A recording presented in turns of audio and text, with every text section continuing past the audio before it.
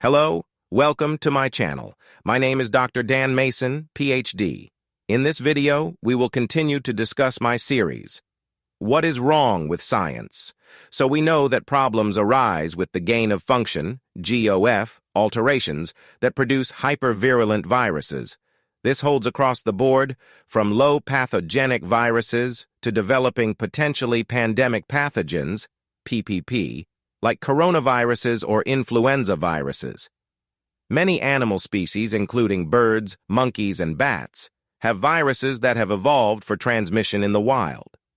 Dr. Fauci and his colleagues were aware early on of the idea suggesting that COVID-19 might have originated from a facility in Wuhan, China.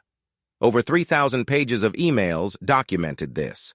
In January 2020, an email was sent to Dr. Fauci from the director of the nation's largest biomedical research center, suggesting that the virus's unusual features could suggest it was engineered.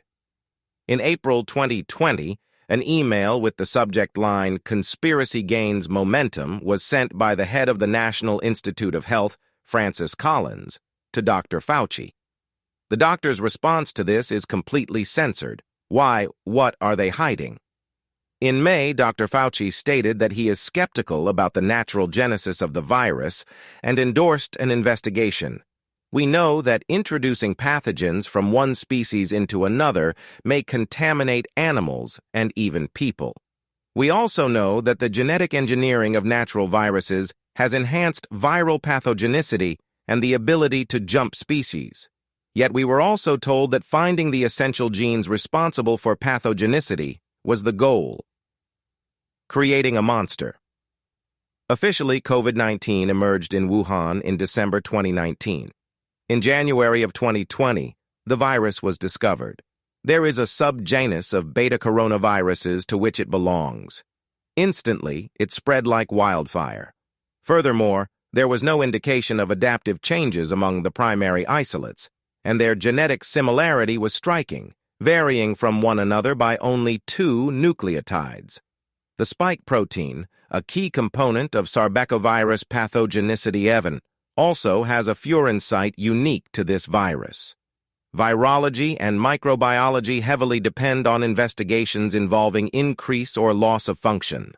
Dr. Kanta Subbarao from the Laboratory of Infectious Disease at the National Institute of Allergy and Infectious Diseases, NIAID, at the National Institutes of Health, NIH, provided an overview of the scientific and technical approaches used in studying pandemic strains of influenza, severe acute respiratory syndrome, SARS, and Middle East Respiratory Syndrome, MERS, coronaviruses, COV. To understand their role in virology in an article titled Potential Risks and Benefits of Gain-of-Function Research, Summary of a Workshop. Many participants expressed concerns that using the term gain-of-function to describe specific experiments, along with pausing some research projects, could have broader implications on virology research. However, we do know that myxovirus influenzae, which causes bird flu, and coronaviruses, which causes SARS and MERS, are diseases that might cause epidemics. These myxoviruses are a group of viruses that can cause the common cold, mumps, and measles in humans. They can also cause canine distemper, rinderpest in cattle, and Newcastle disease in fowl. How sure are we that scientists have our best interests at heart? The United States government banned these risky trials from 2014 to 2017.